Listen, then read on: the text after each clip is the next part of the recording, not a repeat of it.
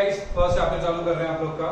Indian economic development का जो first chapter है वो है आपका Indian economy on the eve of independence. Indian economy on the eve of independence के बारे में हम बात कर रहे हैं। उससे पहले अपन थोड़ी बहुत बातें करेंगे ब्रिटिशर्स कैसे आए इंडिया के अंदर और किस तरीके से उन्होंने इंडिया को कैप्चराइज किया था। देखो, ये आज की बात नहीं है। ब्रिटिशर्स की जो नजर थी इंडिया पे वो थी 15th सेंचुरी से। आज की बात नहीं है, वो थी 15th सेंचुरी से। 15th सेंचुरी एक ऐसा टाइम था जहां पे इंडिया वाज द कंट्री जो वर्ल्ड में सबसे ज्यादा प्रॉस्पर था। जो सबसे ज्यादा ग्रोथ जिस कंट्री ने अचीव करी थी वो था इंडिया। हुआ ये कि दो दोस्त थे, मतलब दोस्त तो आप क्या कह सकते हो, मतलब इंग्लैंड के, ब्रिटिश के दो ऐसे लोग जिनको पूरा वर्ल्ड ट्रैवल करना था, डिस्कवर करना था। एक का नाम था वास्को डी गामा और एक का नाम था क्रिस्टोफर कोलंबस। मे भी आपने इनके बारे में सुना होगा, वास्को डी गामा और Christopher Columbus. Vasco da gamma और क्रिस्टोफर कोलंबस दोनों डिस्कवर करना चाहते थे इस दुनिया को, और सबसे पहले ये लोग जानना चाहते थे कि इंडिया का इन्होंने नाम सुना है, ये इंडिया है कहां। तो इन्होंने क्या किया उस टाइम पे, इंग्लैंड की सबसे बड़ी शिप ली, इंग्लैंड की सबसे बड़ी दो शिप्स ली, और वो दो शिप्स लेके एक गया लेफ्ट साइड, एक गया राइट साइड। सो उन्होंने क्या किया, इंग्लैंड से दो शिप्स ली और दोनों शिप्स लेके कहां चले गए, दोनों शिप्स लेके अलग अलग डायरेक्शन में चले गए। एक शिप लेके चला गया इंडिया को डिस्कवर करने के लिए और दूसरा शिप लेके चला गया इंडिया को डिस्कवर करने के लिए। ठीक है, एक तो शिप लेके गया इंडिया को डिस्कवर करने के लिए, दूसरा भी इंडिया को डिस्कवर करने के लिए गया, क्योंकि इन दोनों की बात हुई थी कि यार इंडिया को हमें डिस्कवर करना है, क्योंकि इंडिया के बारे में बहुत कुछ सुना था सबने। बोले यार एक कंट्री है जिसका नाम भारत है, हिंदुस्तान है, ठीक है, और उसके अंदर बहुत अच्छी ग्रोथ है, वहां के लोगों की टेक्नोलॉजी बहुत अच्छी है, बहुत स्मार्टली लोग काम करते हैं। तो इन लोगों ने डिसाइड करा कि यार हमें क्या करना चाहिए, हमें इसको डिस्कवर करना चाहिए। तो ये लोग इंडिया को डिस्कवर करने गए। तो Vasco da gamma was like, बोले यार मैं इस साइड से डिस्कवर करने जाता हूं। क्रिस्टोफर कोलंबस वाज लाइक, मैं इस साइड से डिस्कवर करने जाता हूं। तो पहले मैं क्रिस्टोफर कोलंबस की बात करता हूं। क्रिस्टोफर कोलंबस गया, ठीक है, इंडिया को डिस्कवर करने के लिए वहां गया। जिस जगह पे पहुंचा, वहां जगह पे उसने ढूंढा कि वहां देखा कि वहां पे काले से लोग हैं, आदिवासी टाइप के लोग हैं, ज्यादा पढ़े लिखे लोग नहीं है, कुछ नहीं आता जाता उनको। ठीक है, उसने जाके पूछा कि आर यू गाइस इंडियंस, क्या आप इंडियंस हो? तो वहां पे पता लगा कि वो इंडियंस नहीं थे। उसे लगा कि वो इंडियंस है, उसे लगा कि उसने इंडिया को डिस्कवर कर लिया, बट बाद में उसको रियलाइज हुआ कि इसने इंडिया को नहीं, उसने अमेरिका को डिस्कवर किया। And this is how America was discovered by Christopher Columbus. So Christopher Columbus ने जो अमेरिका को डिस्कवर किया था, आपको पता है अमेरिकन्स को नेटिव इंडियंस कहा जाता है। वो नेटिव इंडियंस इसलिए कहा जाता है क्योंकि क्रिस्टोफर कोलंबस ने उनसे जब जाके पूछा था आर यू गाइस इंडियंस, तो उसको लगा था कि ये तो इंडियंस हैं।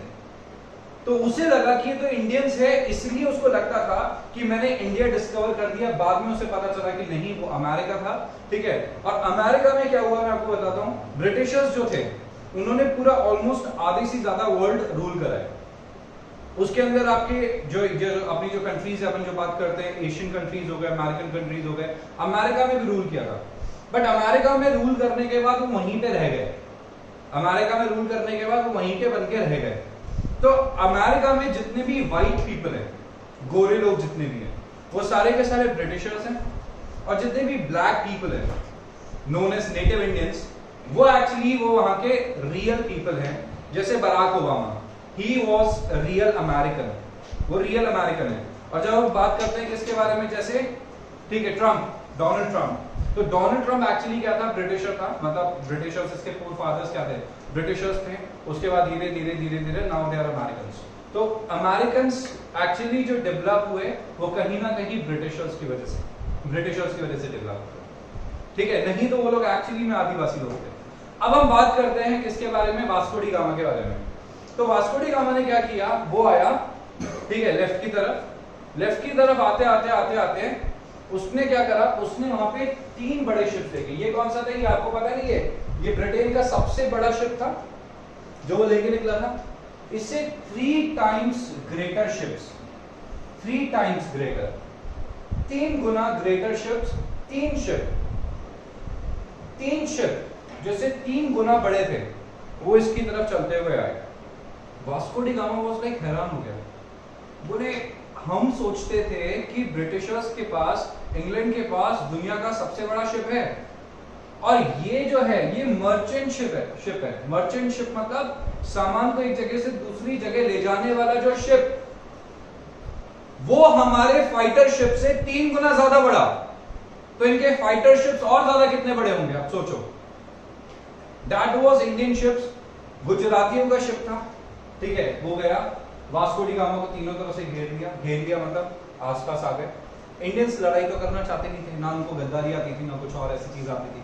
तो वहां पे जाके उन्होंने पूछा कि भाई क्या हो गया, तो उसने कहा कि मैं इंडिया को ढूंढता हुआ आया हूं, भारत को ढूंढता हुआ आया हूं। तो उन्होंने कहा चलो हमारे साथ। वो उसको लेके गए। सबसे पहले कहां पहुंचे? गोवा। गोवा में एक जगह known as Vasco da Gama, अगर आपने नाम सुना हो। वो गोवा के अंदर एक जगह है Vasco da gamma. Vasco da gamma के नाम पे रखी हुई जगह, क्योंकि वो सबसे पहले वहीं पे पहुंचा था। उसके बाद उसको पता चला कि इंडिया जो उसने सोचा था या सुना था उससे 10 times, 50 times, 100 times better and developed country है। दैट वाज द टाइम जब इंडियंस एक्चुअली में बहुत रिच हुआ करते थे और हम लोग अनअफेक्टेड थे बाहर के लोगों से। वास्को डी गामा ने अपनी बुक लिखी, उस बुक में इसने जिक्र करा था कि मैंने किस तरीके से इंडिया को डिस्कवर किया। तो Vasco da Gama discovered India for the whole world. India था अपनी जगह पे, डिस्कवरी मतलब पूरी दुनिया ने कैसा जाना इंडिया को, this is called as discovery. भाई ऐसा थोड़ी है कि इंडिया था ही नहीं, उसी ने आके बनाया इंडिया, नहीं, इंडिया पहले से था, पूरी दुनिया ने कैसे जाना इंडिया को, वास्को डी गामा की वजह से। तो उसने अपनी बुक लिखी, उस बुक में उसने बताया था कि मैं और क्रिस्टोफर कोलंबस जो हम पूरी दुनिया को डिस्कवर करना चाहते थे, हम जानना चाहते थे दुनिया के बारे में, तो हम लोग 2 शिप्स इस तरीके से लेके निकले। और क्रिस्टोफर कोलंबस ने भी अपनी बुक लिखी थी। बाद में हम लोग को पता लगा कि वो तो क्या है, वो तो है अमेरिका और ये है इंडिया। इस तरीके से इंडिया की न्यूज बाहर गई। अब बाहर जब गई तो India was first of all affected by, अब इंडिया किस तरीके से अफेक्ट होना चालू हुआ वो मैं आपको बताता हूं। ये है इंडिया अपना। सबसे पहले इंडिया को लूटने वाले थे इधर की साइड के लोग, that means Arabic countries. Arabic countries, Muslims, ठीक है। सबसे पहले वहां के जो किंग थे उन लोगों ने लूटना चालू करा था इंडिया को। सबसे पहले उन लोगों ने लूटना चालू करा। अकबर, ये सब जो लोग आए थे इंडिया के अंदर, उन लोगों ने क्या किया, उन लोगों ने, इंडियंस वर लाइक, एक्चुअली मैं आपको एक बात बताता हूं, इंडिया में एक चलता था एक तरीके से रामराज। रामराज एक ऐसा टाइम होता है जहां पे हमें पुलिस वालों की जरूरत नहीं होती, जहां पे हमें किसी भी तरीके की मतलब चोरी वगैरह नहीं होती, because everybody is very rich. सब लोग बहुत अमीर है, सब लोग के पास बहुत अच्छा बिजनेस है, सब लोग बहुत ज्यादा ऑनेस्ट है। तो हमें यहाँ पे किसी से लड़ने की, किसी से फाइट करने की, या हमें किसी से चोरी चकारी करने की जरूरत नहीं है। तो इंडिया एक ऐसी स्टेज पे था उस टाइम पे। जब वो लोग इंडिया में आए, उनको पता चला कि इंडिया में बहुत सोना है, बहुत गोल्ड है, हम इंडिया पे रूल कर सकते हैं। तो भोले भाले इंसान को पागल बनाना आसान था। इस तरीके से करते करते करते करते सबसे पहले उन लोगों ने इंडिया को लूटना चालू किया।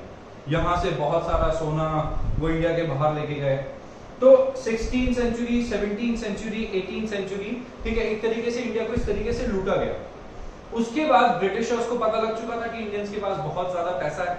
समझ रहे हो भाई, ब्रिटिशर्स उस टाइम पे, जिस टाइम पे हम लोग जिंक डिस्टिलेशन का काम करते थे, दुनिया का एक सबसे ज्यादा जो मुश्किल काम होता था वो होता था जिंक ओर से जिंक निकालना। आयरन ओर से आयरन निकालना वाज इजी, गोल्ड ओर से गोल्ड निकालना वाज इजी। बट जब हम बात करते थे जिंक डिस्टिलेशन की, तो जिंक डिस्टिलेशन निकालना बहुत ज्यादा डिफिकल्ट था। India was the only country जो पूरे वर्ल्ड में, पूरी दुनिया में जिंक सप्लाई करता था। इंडिया वाज द कंट्री जो पूरे वर्ल्ड में बहुत सारे मिनरल्स सप्लाई करता था उस टाइम पे। हम लोग के हैंडीक्राफ्ट्स वगैरह इतना ज्यादा चलते थे क्योंकि ये सब सिर्फ हमें आता था, क्योंकि पूरी दुनिया के अंदर सबसे ज्यादा डेवलप था इंडिया, क्योंकि उस टाइम पे वो लोग थे आदिवासी। और जब हम लोग नई से नई टेक्नोलॉजी पे काम करते थे, जिंक डिस्टिलेशन का प्रोसेस बताता हूं। पूरी दुनिया क्या करती थी, पूरी दुनिया, ठीक है, ऐसा करती थी कि जिंक को रखती थी, अब जिंक को गर्म करते थे, जिंक को गर्म करते थे। जब जिंक जाता है 997 डिग्रीज पे, तो जिंक ओर से जिंक बन जाता है। और 1000 डिग्री पे वो वेपर बन के उड़ जाता है। मतलब सिर्फ 3 डिग्री का वो टेम्परेचर है, वो टाइम है जब आप जिंक ओर से जिंक डिस्ट्रैक्ट कर सकते हो, ठीक है, अदरवाइज वो वेपर बन के उड़ जाएगा। तो पूरी दुनिया ने, हजारों लोगों ने, लाखों लोगों ने ट्राई कर लिया, बट वो लोग ऐसा कर नहीं पाए। इंडिया ने इसी टेक्निक को उल्टा कर दिया। टेक्निक को उल्टा किया मतलब इंडिया ने क्या किया, जिंक रखा और जो टेम्परेचर नीचे से देना था उसकी जगह ऊपर से टेम्परेचर देना चालू कर दिया, ऊपर से उसको गर्म करना चालू कर दिया। जैसे ही जिंक ओर से जिंक में कन्वर्ट होता, नीचे था बड़ा सा पानी, ठीक है, वो सारा का सारा जिंक पिघल के नीचे गिर जाता, और जैसे ही जिंक पिघल के नीचे गिर जाता तो हमें क्या मिल जाता, जिंक ओर से जिंक मिल जाता। And this is how we used to supply this zinc to the whole world. इस तरीके से हम लोग जिंक सप्लाई क्या करते थे, ठीक है। Then this British guy stole this from us, ठीक है। ब्रिटिशर आए, ब्रिटिशर्स ने पीछे आके देख लिया, ओहो इस तरीके की टेक्नोलॉजी इंडिया यूज कर रहा है, ठीक है। देन उसने टेक्नोलॉजी के बारे में लिखा एक कॉपी के अंदर। एक चाइना का एक बंदा आया, उसने वो कॉपी चोरी कर ली थी। इस तरीके से टेक्नोलॉजी कहाँ गई, ब्रिटेन में भी गई, इस तरीके से टेक्नोलॉजी कहाँ गई, चाइना में भी चली गई। तो दिस इज हाउ, ठीक है, जब वो बो एंड एरो लेके जाके हिरण का शिकार करते थे, ठीक है, तब हम लोग क्या करते थे, तब हम लोग जिंक सप्लाई क्या करते थे। That was our technology actually, ठीक है। हमारे वेद, ऋग्वेद, ये सब बहुत ज्यादा एक्चुअली बहुत ज्यादा अच्छे से काम करते थे। फिर क्या हुआ, फिर हमारी जो सारी की सारी टेक्नोलॉजी थी, हमारे वेदास हैं, कुरान हैं, इन सबको खराब करा किसने, ठीक है, सबसे पहले तो, ठीक है, अरबिक कंट्रीज ने, जब वो लोग इंडिया में रूल करने आए थे। तो जब ये इंडिया पे रूल करने आए, इन्होंने हमारा जो हिस्ट्री थी उसको बदल दिया और अपने हिसाब से उन्होंने हिस्ट्री को रीड्राफ्ट करा। आप लोगों ने ये मूवी देखी पद्मावत? अब पद्मावत में, ठीक है, जो ये पर्सन था, ठीक है, अलाउद्दीन खिलजी।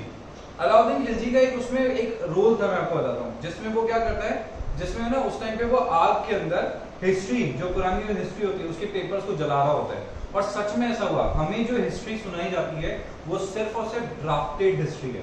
हमें नहीं पता एक्चुअल हिस्ट्री क्या थी, क्या नहीं थी, कौन था, कौन नहीं था। हमें से वही कहानियां पता है, हमें से वही चीज पता है जो हमारे सामने ड्राफ्ट हुई है। मतलब आजादी के टाइम से, ब्रिटिशर्स के टाइम से तो हमें फिर भी कुछ रियलिटीज पता है, बट ब्रिटिशर्स से पहले जिन लोगों ने, ठीक है, इन लोगों ने हम पे रूल करा, ठीक है, हमें उसके बारे में इतना ज्यादा नहीं पता। ओके, अब क्या हुआ, अब ब्रिटिशर्स इंडिया आए। ब्रिटिशर्स जब इंडिया आ चुके थे, उसके बाद इन लोगों ने क्या किया, धीरे धीरे बिजनेस करना चालू किया। उस टाइम में भी इंडिया के अंदर बहुत पैसा था, ठीक है। ईस्ट इंडिया कंपनी वो थी फर्स्ट ब्रिटिश कंपनी, ठीक है, जो इंडिया के अंदर एस्टैब्लिश करी थी उन्होंने। अब इंडिया के अंदर वो लोग एंटर हुए। एंटर होने के बाद उन लोगों को रियलाइज हुआ कि यार यहाँ तो सच में बहुत ज्यादा पैसा है। घर के अंदर हर लेडी के पास बहुत सारा गोल्ड है। मतलब गरीब से गरीब तो वो है जिसके घर में 2-4 किलो सोना पड़ा है, और अमीर वो है जो 100, 150, 200 किलो सोना रख के बैठा है। That was the difference between rich and poor India के अंदर। मतलब आज की डेट में अगर किसी के पास 2, 4, 5 किलो गोल्ड है तो वो करोड़पति है भाई। 5 kilo gold 50 lakh into 5 kilo करके देख लो, 2.5 करोड़ का सोना हो गया भाई, ठीक है। और वहां पे उस टाइम पे 2-4 किलो तो वाज लाइक नॉर्मल, हाँ ठीक है, इतना तो सबके घर में होता ही है, इतना तो नॉर्मल है ना, ठीक है। That was our country. अब हमारी कंट्री के साथ क्या हुआ वो मैं आपको समझाता हूँ। हमारी कंट्री के साथ ये हुआ, ठीक है, समझना इस बात को। ब्रिटिशर्स आए, ब्रिटिशर्स ने आके फ्रेंडशिप करी। सबसे पहले उन्होंने क्या करा, दोस्ती करी। क्या करी, दोस्ती करी सबके साथ। धीरे धीरे दोस्ती करते करते करते करते करते करते वो हमारे कल्चर में इन्वॉल्व हो गए। हमें लगा फिरंगा है, ठीक है भाई, हमें यही लगता था फिरंगा है। ओके, तो फिरंगीज आए हमारी कंट्री के अंदर। फिरंगीज मैं आपको बताता हूँ, ठीक है। एक तो हम लोग बोलते हैं, एक तो होता है फिरंगी, ठीक है, और एक हम लोग बोलते हैं क्या बोलते हैं, अंग्रेज। तो एक तो होता है फिरंगी, एक होता है अंग्रेज। अंग्रेज मतलब ब्रिटिशर, फिरंगी मतलब अंग्रेज के अलावा कोई भी दूसरी कंट्री का। फिरंग मतलब फॉरेनर, तो फॉरेनर को फिरंग बोलते हैं, और अंग्रेज सिर्फ ब्रिटिशर के लिए। तो अगर आपके सामने से कोई ऑस्ट्रेलियन चले जाए ना तो अंग्रेज मत बोलते हैं उसे, ठीक है, क्योंकि ऑस्ट्रेलियंस आर लाइक जस्ट फिरंग, वो हमारे लिए अंग्रेज नहीं है, ठीक है। और कोई अगर ऐसे कोई ईस्ट अफ्रीका वगैरह से आते ना यहाँ पे पढ़ाई करने के लिए, वो अंग्रेज नहीं होता। अंग्रेज मतलब सिर्फ इंग्लैंड से आया हुआ बंदा, ब्रिटेन का आया हुआ बंदा अंग्रेज कहलाता है। बाकी सारे के सारे लोग क्या कहलाते हैं, सारे के सारे लोग फिरंगी कहलाते हैं। चलो ये तो मैंने ऐसे आपको बता दिया। अब आप सोचो, फिर उन्होंने धीरे धीरे दोस्ती करी। उन्होंने जब एनालाइज कर लिया कि यहाँ बहुत पैसा है, वहां से धीरे धीरे अपने ऑफिसर्स को, आर्मीज को बुलाना चालू किया और फिर उन्होंने छोटे छोटे एरिया से कैप्चर करना चालू किया, छोटे छोटे एरिया को अपने अंडर लेना चालू किया, धीरे धीरे धीरे धीरे करते करते करते करते पूरा इंडिया उनके पास। फायदा क्या हुआ उनकी वजह से वो बताता हूँ। India was very high in technology, but ये जो थे, ठीक है, बाकी जो किंग थे, रूलर थे, इन सब ने वो सब खराब कर दिया था, ऑलरेडी खराब कर दिया था। हम लोग टेक्निकली बैकवर्ड हो चुके थे, डिपेंडेंट हो चुके थे, और हम लोग के पास कुछ खास हमारे पास नहीं बचा था, ठीक है। गोल्ड वोल्ड था हमारे पास, रिसोर्सेज थे हमारे पास, समझना इंडिया के पास बहुत सारे रिसोर्सेज थे। सोने की चिड़िया इंडिया को कहा जाता था, और सिर्फ सोने की चिड़िया सिर्फ सोने की वजह से नहीं, हमारे बाकी जो मिनरल्स थे उसकी वजह से भी हमें सोने की चिड़िया कहा जाता था। इंडिया वाज द कंट्री जिसके पास सच में इतना ज्यादा हम लोग के पास मिनरल्स थे जो किसी भी कंट्री के पास नहीं हुआ करते थे। आपको पता है, एक इंडिया है और एक अफ्रीका है, और अफ्रीका के पास भी बहुत ज्यादा मिनरल्स हैं। सारे के सारे मैं आपको बताता हूँ अफ्रीका कैसे डेवलप हुआ। अफ्रीका डेवलप करने के पीछे भी ब्रिटेन का ही हाथ है। ब्रिटिशर्स क्या करते थे, ब्रिटिशर्स ना जब किसी को सजा देनी होती थी ना, तो सजा देने के लिए यहाँ से उन लोगों को उठवाते थे। मतलब एक तो वो लोग होते हैं, ठीक है, जो लोग क्या करते थे, जो लोग उनके अगेंस्ट रहते थे ब्रिटिशर्स के, तो उनको तो देते थे काला पानी की सजा, ठीक है। जाते थे अंडमान निकोबार आइलैंड के अंदर, वहां जाके जेल बनाई है, अंदर डाल दिया बंद करके, ठीक है, आ गए, ना उसके पास खाना, ना उसके पास पीना, कुछ नहीं, नथिंग, तो वो वैसे ही मर जाएगा। दैट वाज काले पानी की सजा, पता है ना आपको, अगर आपने सुना हो तो। और दूसरा क्या होता था, दूसरा होता था कि अगर हाँ ठीक है तो अच्छा काम कर रहे हैं, ठीक है, बट तेरा काम मेरे को पसंद नहीं आया, लोगों को उठाया, लोगों को उठा के ले गए कहाँ पे, अफ्रीका जाके छोड़ गया, ठीक है। तो अफ्रीका में जाके छोड़ के आ गए, और उन लोगों ने क्या किया, अफ्रीका को एक्चुअली डेवलप कर दिया। आपको पता है अफ्रीकन के अंदर सबसे जो रिच लोग हैं वो है इंडियंस।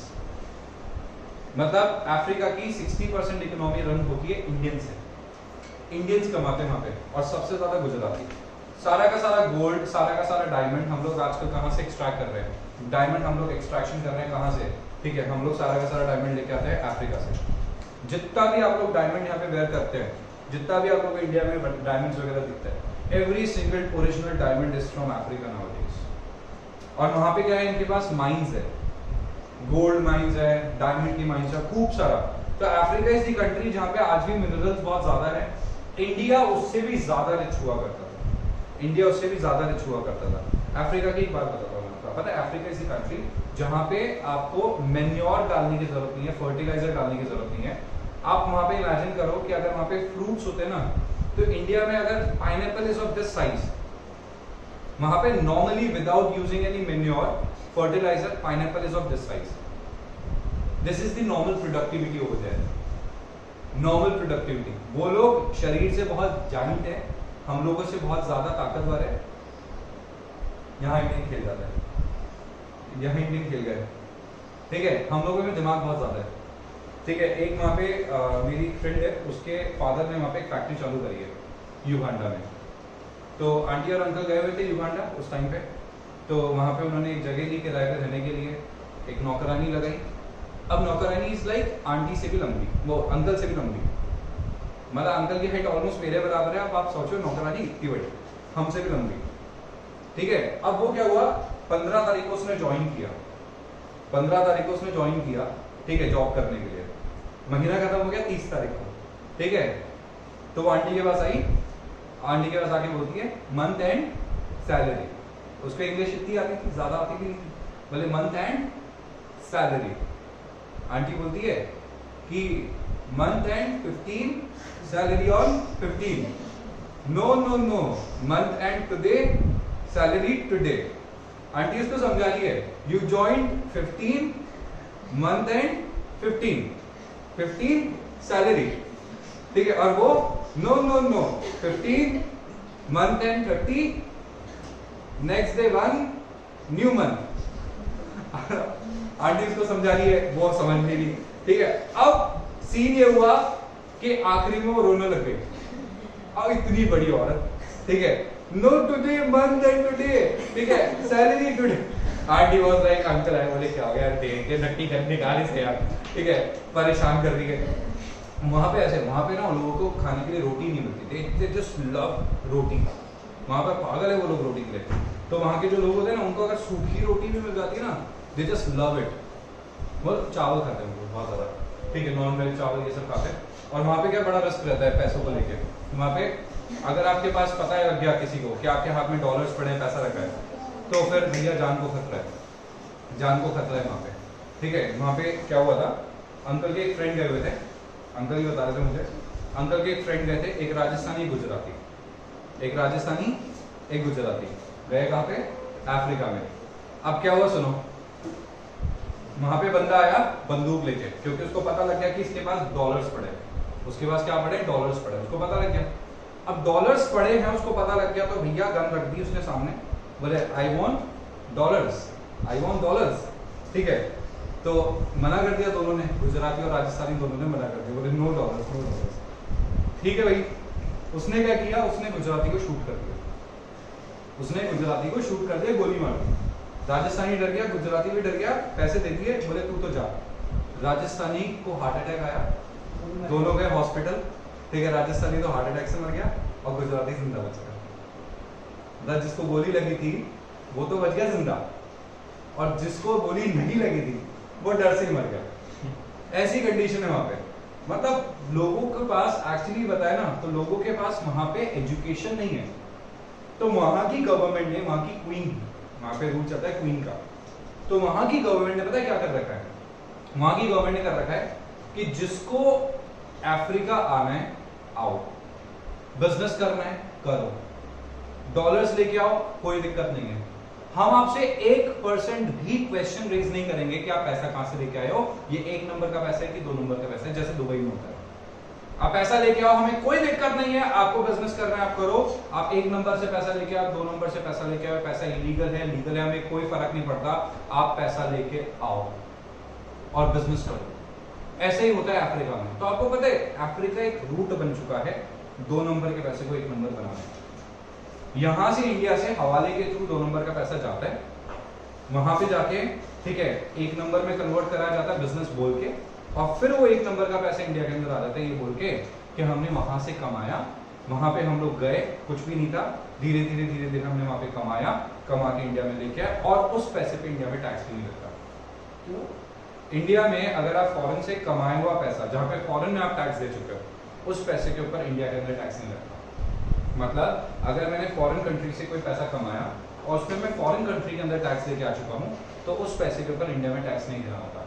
इसको कहते हैं DTAA, double taxation avoidance agreement. तो इन कंट्रीज के बीच में DTAA साइन हो रखा है, मतलब डबल टैक्सेशन अवॉइडेंस एग्रीमेंट की मतलब अगर मैंने फॉरेन में किसी पर्टिकुलर सेम इनकम के ऊपर टैक्स दे दिया, तो अगर मैं उस इनकम को इंडिया में लेके आता हूँ तो इंडिया के अंदर आके मुझे उसके ऊपर टैक्स नहीं देना है। तो this is how this work is done. तो समझ आया आपको, ठीक है, कैसे ब्रिटिशर्स आए, अफ्रीका कैसे चल रहा है, इंडिया कैसे डिस्कवर हुआ, किस तरीके से हम पे रूल करा गया, और किस तरीके से आज हम यहाँ पे पहुंचे। सो ये जो कहानी मैंने बताई आपको, ये पूरी की पूरी है जहाँ पे ब्रिटिशर्स ने इंडिया को बर्बाद कर दिया था। अब ब्रिटिशर्स आज की डेट में, पता है ब्रिटेन की हालत बताता हूँ, ब्रिटेन की हालत खराब है, क्योंकि ब्रिटेन जो है ना, उसके पास बिजनेस ज्यादा नहीं है। दे आर नॉट मैन्युफैक्चरर्स, क्योंकि उनके पास खुद के मिनरल्स नहीं है। वहां पे फैक्ट्रीज तो है, बट उनके पास ज्यादा रॉ मटेरियल नहीं है। वो है टूरिज्म पे बेस्ड। ब्रिटेन जो चल रहा है वो किस पे चल रहा है, टूरिज्म पे।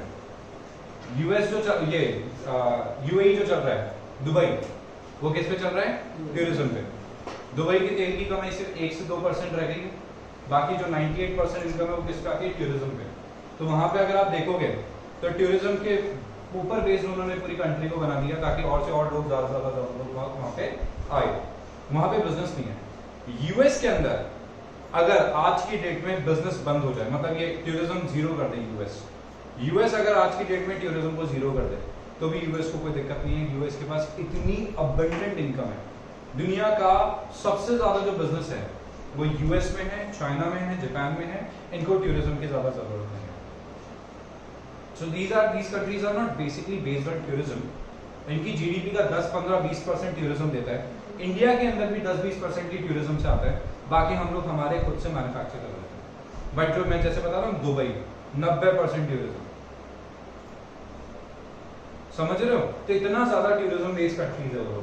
तो आपको समझ आया ये चीज? कॉन्सेप्ट समझ आया? अब इंडिया जब आजाद हुआ तो आजादी के टाइम पे हम लोगों ने क्या प्रॉब्लम फेस करी वो बता। आजादी वॉज मजबूरी, इंडिया की आजादी जो थी ना वो मजबूरी थी।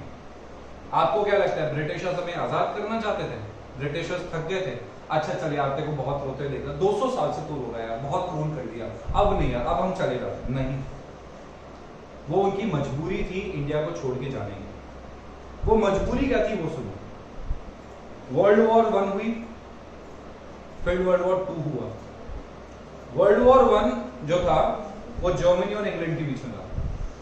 वर्ल्ड वॉर 2 भी हुई जर्मनी इंग्लैंड के बीच में। अब आपको पता है क्या हुआ, मतलब जब वर्ल्ड वॉर हुई थी ना तो वर्ल्ड वॉर में 2 टीम थी, एक टीम जिसके पीछे बाकी कंट्रीज और दूसरी टीम जिसके पीछे बाकी कंट्रीज। इंडिया के ऊपर रूल था ब्रिटिशर्स का, तो इंडिया डेफिनेटली किसके साथ रहता? ब्रिटिशर्स के पास।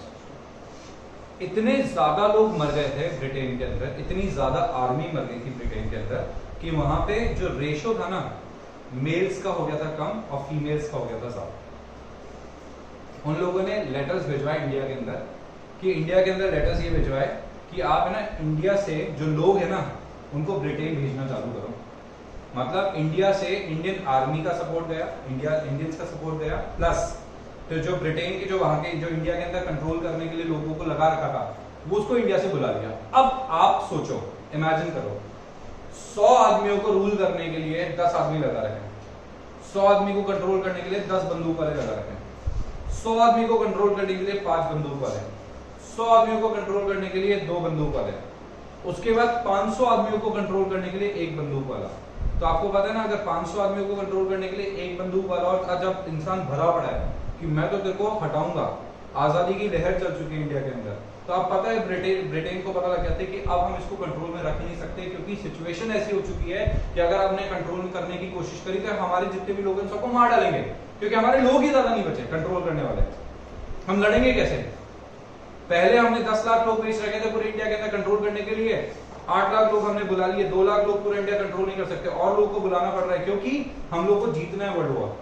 तो जीतने के चक्कर में उन्होंने क्या किया, सोचा इंडिया से काम करते दोस्ती का हाथ बढ़ाते हैं। उस टाइम पे लोगों ने बोला कि काम करते हैं इंडिया को, मतलब पता है क्या रूल था, मतलब आप सोचो बर्बाद करके जाने की, मतलब कि मैं जा तो रहा हूं बट जितनी कोशिश कर सकता हूं मैं तेरे को बर्बाद करने की, बर्बाद करके जाऊंगा। उन्होंने बोला कि इंडिया के 3 हिस्से करके जाएंगे हम लोग, इंडिया के 3 हिस्से करके जाएंगे। अब 3 हिस्से जो थे ना वो 550 से ज्यादा हिस्से हो रहे थे, उस 3 हिस्सों की वजह से 550 से ज्यादा हिस्से हो रहे थे। एक हिंदू कंट्री, एक मुस्लिम कंट्री और एक वो कंट्री जो रूल जो किंग है वहां का, अगर वो एक सेपरेट कंट्री बनाना चाहता है, क्या बनाना चाहता है वहां का जो किंग है वो सेपरेट कंट्री बनाना चाहता है तो उसके लिए कंट्री, समझे? तो क्या हुआ सुनना ढंग से, हुआ ये पहली कंट्री उन्होंने बना दी इंडिया, हिंदुस्तान, हिंदुस्तानियों के लिए बोल के, ठीक है। रूल ये कि जो हिंदुस्तानी जो मुस्लिम दूसरी कंट्री जाना चाहता है वो चले जाए, हमने मुस्लिम्स के लिए दूसरी कंट्री बना दी और दूसरी कंट्री थी पाकिस्तान। तो पाकिस्तान में बहुत सारे मुस्लिम्स, इधर ईस्ट बांग्लादेश जो अपना ईस्ट बंगाल था उसमें बहुत सारे मुस्लिम्स, तो इन दोनों जगह पे बहुत सारे मुस्लिम्स थे। इन लोगों ने कहा कि तो हमारी कैपिटल है, हमारी ही टेरिटरी है, तो इधर बन गया बांग्लादेश। तो बांग्लादेश को अलग कर दिया, Bangladesh was part of Pakistan, Bangladesh को किसका पार्ट मान लिया, पाकिस्तान का पार्ट मान लिया। तो इधर ये बांग्लादेश है, इधर ये इंडिया है, इधर ये बांग्लादेश और इधर ये पाकिस्तान, ये दोनों तो हो गए एक, मुस्लिम कंट्री अलग हो गई, ये दोनों तो एक थे, ये दोनों एक थे, समझ रहे हो? ठीक है, बच गया इंडिया। अब बोला कि यार अब इंडिया के जो किंग थे उन लोगों ने ऑलमोस्ट सबने डिसाइड करा कि हमें तो कहां रहना है, इंडिया के अंदर रहना है। अगर उस टाइम पे किंग सारे के सारे अलग हो जाते तो 550 से ज्यादा हिस्से हो जाते इंडिया के, मगर सरदार वल्लभ भाई पटेल स्टैच्यू ऑफ यूनिटी क्यों? क्योंकि उन्होंने सबको सुधार दिया, बोल दिया कि भैया इंडिया के हिस्से नहीं होंगे, उन्होंने हिस्से नहीं होने दिया। तो आपने उस टाइम पे शायद जूनागढ़ की कहानी सुनी थी, नहीं सुनी थी पता नहीं है। जूनागढ़ का जो किंग था वो था मुस्लिम और वो चाहता था पाकिस्तान में मिलना, और बाकी जो वहां की जनता थी वो थी हिंदू जो इंडिया में मिलना चाहती थी, ठीक है। जूनागढ़ का जो बंदा था, जो किंग था, वो गया रातों रात जाके पाकिस्तान से जाके साइन करके आ गया एग्रीमेंट कि हम तुम्हारे साथ मिला रहे हैं, वहां के लोगों को पता लग गया कि इसने इंडिया के साथ धोखा किया है, हिंदुस्तानियों के साथ धोखा किया है। वो रातों रात अपने कुत्ते को लेके, बीवी बच्चे सब छोड़ गया, कुत्ते को लेके भागा पाकिस्तान कि भाई को बचा ले, नहीं तो ये लोग तो मुझे मार देंगे। जूनागढ़ आ गए इंडिया के अंदर, जूनागढ़ की टेरिटरी पे इंडिया ने कब्जा कर लिया। फिर नेहरू की गलती की वजह से ये जो अपना जम्मू एंड कश्मीर था उसको अलग करना पड़ा। तो Jammu and Kashmir was like a separate territory, वो इसी की वजह से एक सेपरेट टेरिटरी बना। आप समझ रहे हो किसकी वजह से सेपरेट टेरिटरी बना? वो इन सब चीजों की वजह से एक सेपरेट टेरिटरी बन गया। Jammu and Kashmir was like not part of India practically, और इन सब चीजों की वजह से क्या हुआ, पीओके आया, ठीक है, आपको पता है ना, पाकिस्तान ऑक्यूपाइड कश्मीर, चाइना ने जो कश्मीर को ऑक्यूपाई कर रखा है, तो ये उसी की वजह से हुआ, क्योंकि हमारी इंडियन आर्मी वहां पे कंट्रोल करने के लिए जा नहीं पाती थी। ओके, तो this is how it happened. इस तरीके से क्या हुआ, इंडिया फाइनली आजाद हुआ, और आजादी के टाइम पे भी ब्रिटिशर्स अपनी चला रहे थे। तो पता है आपको, इंडिपेंडेंट इंडिया का फर्स्ट जो एक तरीके से इंडिपेंडेंट जब हुआ इंडिया, तो वो लोग चाहते थे, ब्रिटिशर्स चाहते थे कि थोड़ा सा हमारा कंट्रोल रहे। तो who was the first governor of independent India? अजीब सा नाम था, ठीक से बोलो। Lord Mountbatten. मतलब Britisher was appointed as first governor of independent India, and then धीरे धीरे धीरे धीरे धीरे धीरे डेवलप करते करते करते करते करते करते 2021 में आ गया। तो this is how Indian economy started. इस तरीके से इंडियन इकोनॉमी स्टार्ट हुई। नेक्स्ट जो क्लास होगी, ठीक है, वो एक्चुअली होगी किसकी, on the eve of independence. तो इंडिपेंडेंस तक हम कैसे पहुंचे, उसके बैकग्राउंड की सारी कहानी मैं आपको ऑलरेडी बता चुका हूं। और कल अब मैं बताऊंगा कि इंडिपेंडेंस पे पहुंचने के बाद क्या सिचुएशन हुई। अब जो अपना कोर्स चालू हो रहा है वो मैं आपको बताता हूं कैसे चालू हो रहा है। आपको पता है इंडिपेंडेंट हुई इंडिया, इंडिया जैसे इंडिपेंडेंट हुई, इंडिपेंडेंट के बाद के कुछ साल, उसके बाद के कुछ साल, उसके बाद क्या किया, उसके बाद क्या किया, उसके बाद क्या किया। This is how your Indian economic development is made of. इस तरीके से क्या है, 2000 मतलब 1950 1947 से लेकर 2020 तक की कहानी आपके कोर्स में समझ आई आपको। ये 72 73 इयर्स का कोर्स है आपका पूरा का पूरा, जो चैप्टर वाइज क्या है डिवाइडेड है। बोलो किसी को कोई डाउट है?